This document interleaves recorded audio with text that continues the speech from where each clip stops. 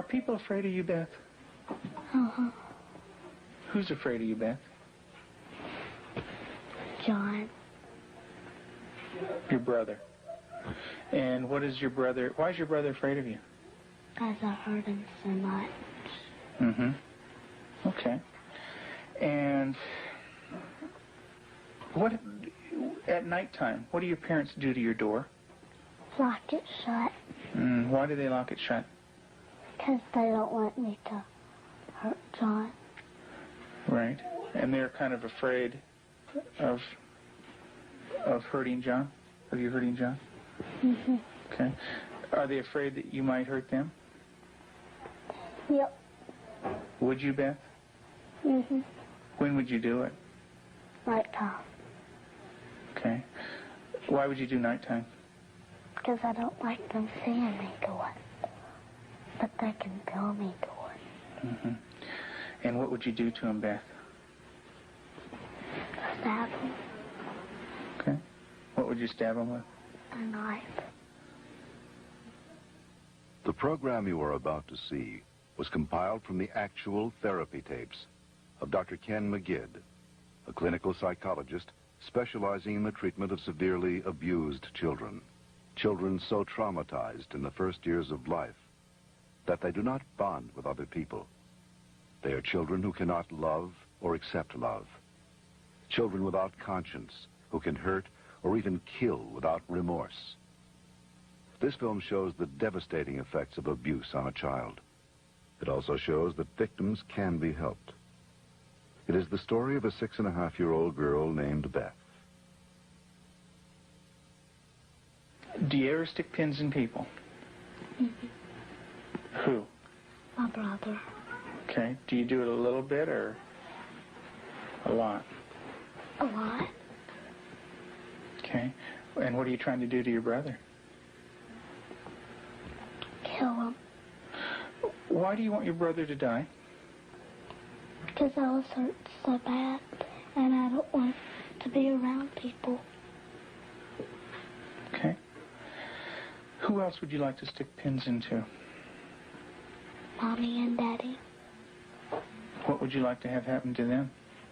Die.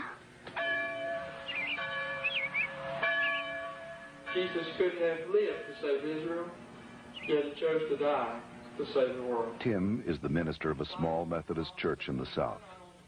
He and his wife Julie have been married for 12 years. Unable to have children of their own, they decided to adopt. In February of 1984, they received a call from the Department of Social Services telling them they had 2 children available for adoption. They were told that Beth, 19 months old, and her brother Jonathan, 7 months old, were normal and healthy. We did not need children to make our lives complete. We felt secure in ourselves and secure in our relationship, but we wanted to share that with somebody else, and we felt like we had a lot to pass on to a child, and that was what we really wanted to do. And when the phone call came, it was like, at last it's here. It seemed like a miracle. It had happened so quick. We'd heard of couples having to wait 5, 10 years on a child, and here we had 2 young children. It was like the answer to our dream. Their dream became a nightmare when they realized that Beth and Jonathan had severe emotional problems. We had the kids with us, Beth and her younger brother John, for probably a couple of months until we began to learn something about their background and their past. And when we learned it, some things seemed to fall in place about her behavior and John's behavior. From several sources, we discovered that they didn't have enough food to eat.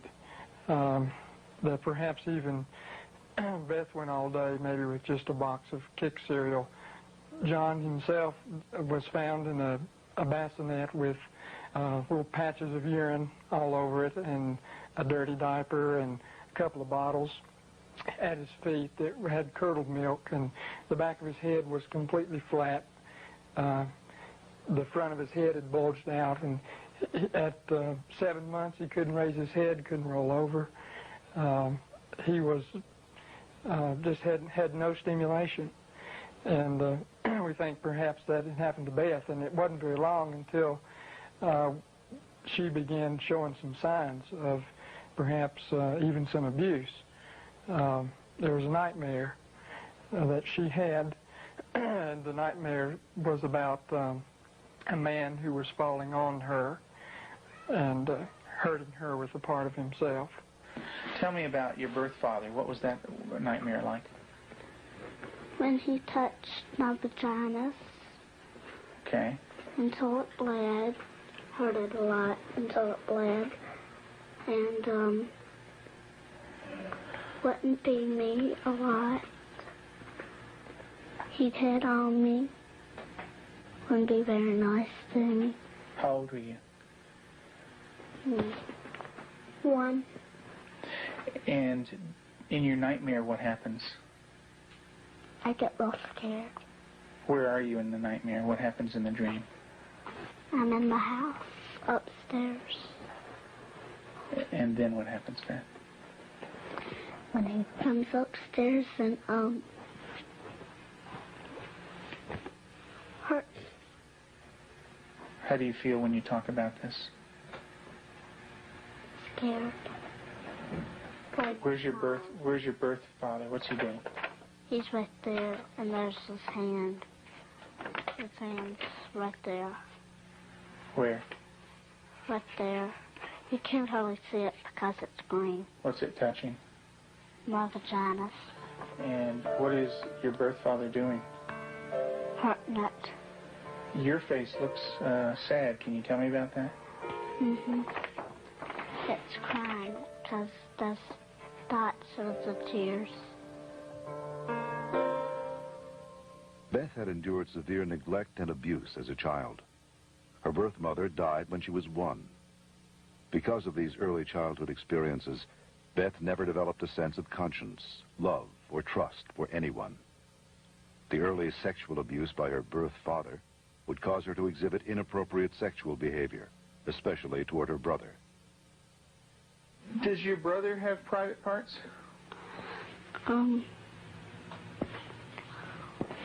Yeah. Yeah. What is his private parts? Penis and butt. And what do you do with your brother, with his private parts, Beth? I heard it. Tell me about it. What do you do?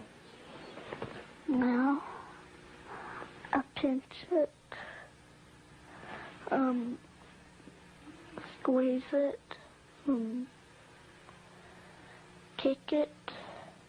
When you do things to your brother's private parts, what does he say? Stop. Okay, tell me that. Well, he says stop, but I don't stop. Do you hurt him? A lot. Okay. And would you like to do that to other boys? When I caught her with Jonathan one morning, she was molesting him. He was crying and his pants were down, and I said, Beth, what's happening? And she said, I pulled his penis and put my finger up his anus. And I said, didn't he say to stop? And she said, yeah, he did. And I said, did you? And she said, no. Have you ever rubbed your private parts? Do you do it a lot? A lot. How much do you do that? Not every single day in Lexington. I did it every single day until it got real bad and messed up, and I had to go to the doctor, and I did not like it. What do you mean by real bad? Well, it looked real raw, got all kinds of boo-boos on it, germs, a lot of stuff from my hand. And it bled? She started to masturbate at inappropriate times. I remember one time, specifically, when we were at the hospital waiting for Tim to come out. He was there visiting. And Beth and John were in the back seat, and I turned around, and she had her legs spread and was masturbating in a public parking lot. And I had tried to explain to her numerous times before that that's private area. You don't do it in public places. And gone over that with her, and and it never seemed to faze her. And Julie, how often would your daughter masturbate? daily, constantly. Do you have animals, Beth? 4 of them.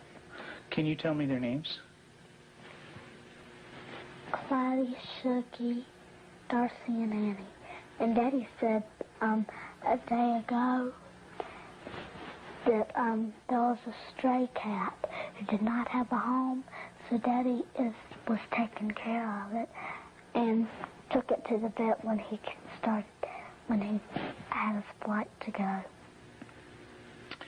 And what do you do to the animals, Beth? Stick them with pins. Do you stick them a little bit or a lot? A lot. What are you trying to do to the animals, Beth? Kill them. What do they do when you stick them with the pins? Well, Annie cries. She's a dog.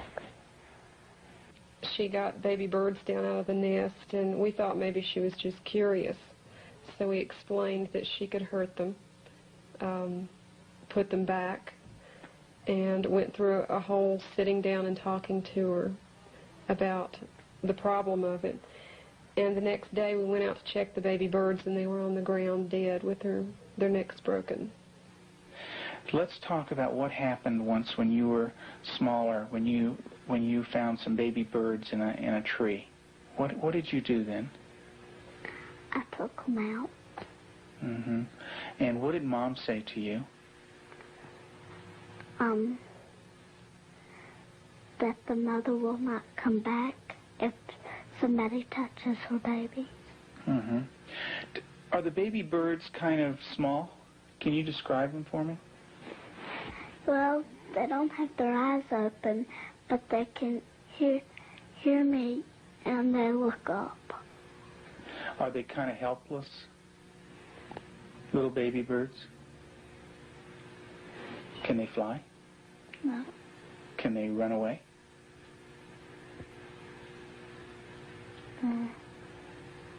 Yes. They can? Are they easy to catch or hard to catch? Hard. Yeah. Well, it's hard to remember. With the baby birds, what did you do? Took them out of the tree. And what did you do with them? Played around too rough.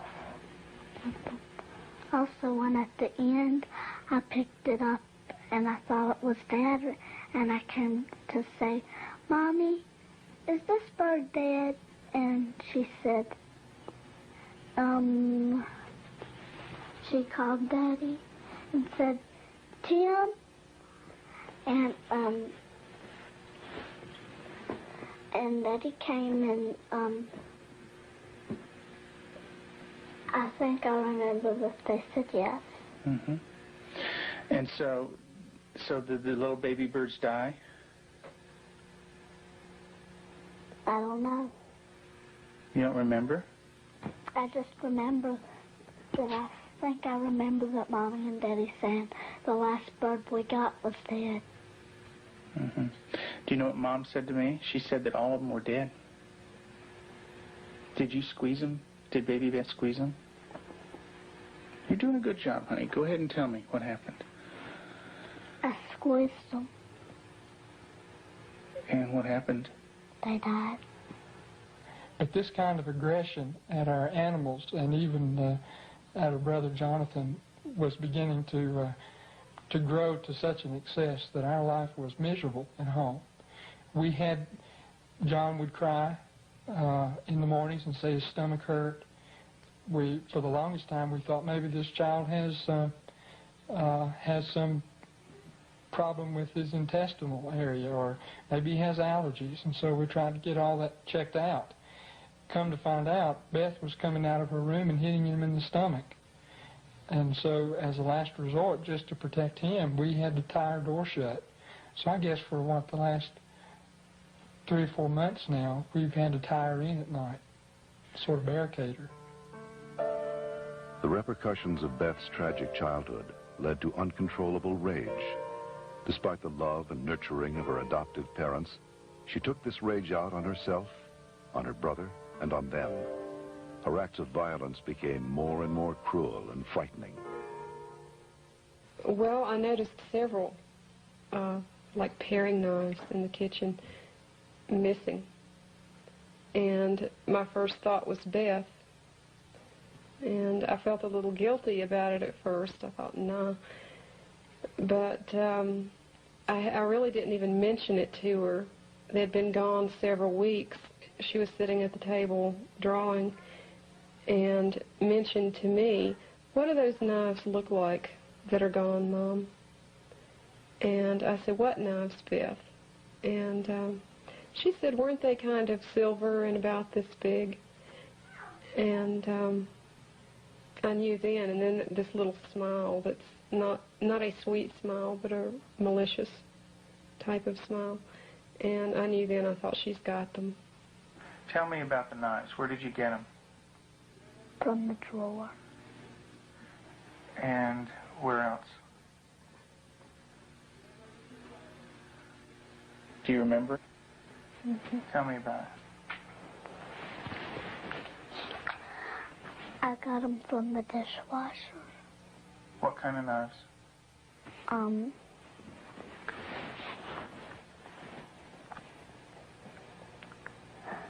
Big sharp ones. And what do you want to do with those knives? Kill John and Mommy with them, and Daddy. And when Mommy asks you about where the knives are, what do you say? I don't know where they are. What did you think she might do with the knives? My first thought was Jonathan. And the reason we thought that was that she had, by this time, she had tried to kill John on several occasions and openly admitted that. In the basement, she was hitting his head against a cement floor. I heard his screams and ran down and had to literally pull her hands off, and she looked wild-eyed. Did you get real mad at him?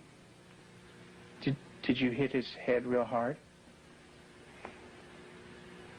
Tell me about it. How many times did you do it? A lot? Mm-hmm. What was the floor like? Cement. And what happened to your brother? Tell me about it. His head hurt real bad, but his chin, he had to have stitches in it. Could you stop? Use your words, Beth. No. Okay. What was your brother doing when you were doing this?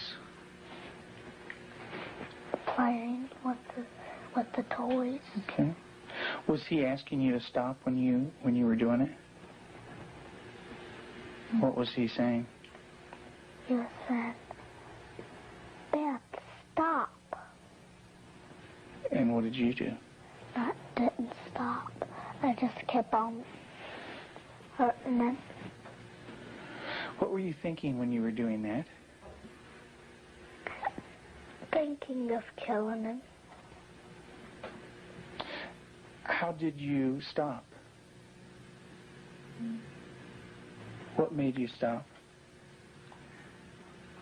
When I heard Peter walking across the kitchen. Mm-hmm. It made me stop because I thought Mommy and Daddy were coming. Okay. Did Mommy come? What did she do? She sent me to my room. Okay.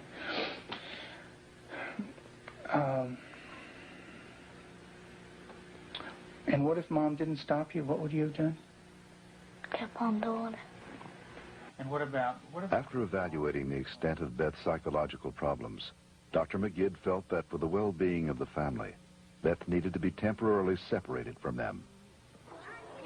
In April of 1989, her parents brought her to a special home with an expert at raising children with early attachment disorders, especially children who are dangerous to themselves and others. I have children that have killed numerous times. Cold-blooded family members, neighbor children killed them. And they can do it. Makes my blood run cold just thinking about 9 years old. People don't think a 9-year-old is capable of cold-blooded murder, but they are. That attachment break does severe damage to the heart, the ability to care and the ability to love. they don't care and they don't love, they're capable of anything.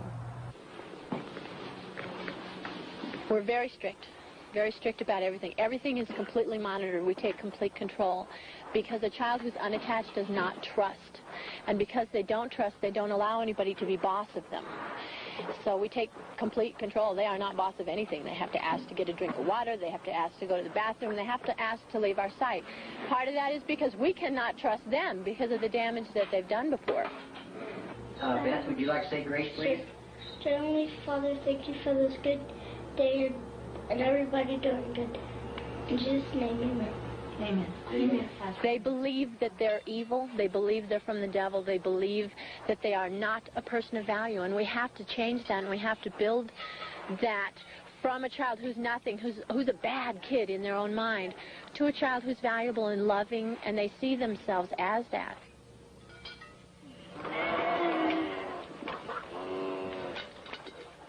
You don't have to bite this. When they do a chore well, we can say, you did a good job, you're a good worker. And then it just builds that self-esteem little by little so that they change the way that they see themselves.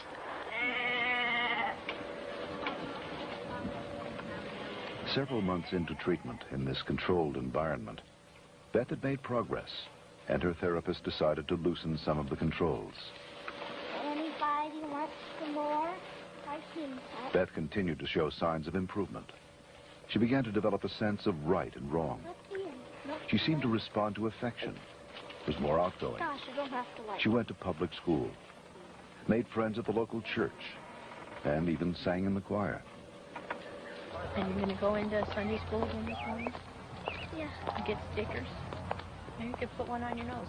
Through the years you made it clear that the time of Christ was near. Though the people couldn't see what Messiah ought to be, though your word contained a plan, they just could not understand. That's Elijah. Mm-hmm.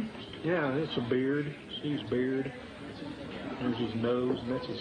Oh, I see. Yeah, see his beard is kind of flowing in the wind and everything. Elijah taken up into heaven, the fiery chariot. Huh? Well, that's Elisha. That's the other prophet that took Elijah's place. And he was left, and there's Elijah, you know. And he learned about sheep, and the Lord is my shepherd. Mm-hmm. March 3rd, you just got that yesterday, huh?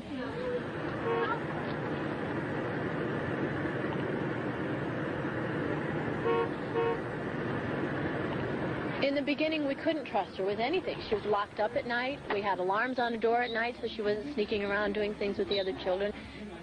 We don't worry about that anymore. There's no alarm on her door at night now. She sleeps in the same room with my own daughter, and I trust her that much. She brushes the dogs, and I trust her that much. Because she has earned that trust. She's learned it. She has a heart, and she has a love inside, and she feels bad when she does something now. In the past, because she didn't have a conscience, she didn't feel anything when she did something bad. There was just no feeling there. And now she does feel bad, and it shows in her face. I believe that Beth can make it. She's got a really bright mind. She's got a good heart now, which has done a lot of healing. She's got a really super set of parents. They're powerful, they're knowledgeable, they're motivated. She's done a lot of good work with you in therapy, with Cannell and with myself. She wants to heal, and that's the #1 key. And she wants to heal because she has a family that really cares about her, and she wants to be with them. Do you know where that anger came from? That's when my birth dad hurt me. I had it all inside, and I remembered it, and I started doing it. And what did that do when it was inside you? It made me want to hurt people really bad. And who did you hurt? My brother, my mom and dad, and animals.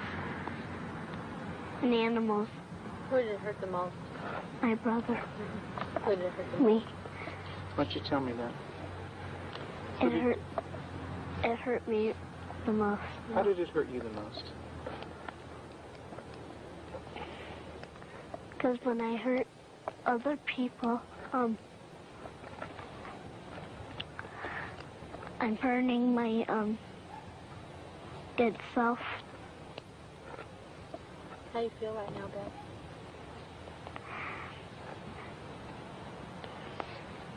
Sad. It's kind of tough to talk about, isn't it? Yes. It is. Beth gave her last interview for this film in December of 1989. Although she had made progress, she would still need extensive therapy. Not all abused children are as deeply scarred as Beth, but all abused children suffer a profound hurt for the rest of their lives. The road to recovery is long and hard for the abused child. There are more than 1 million new victims of child abuse in America every year.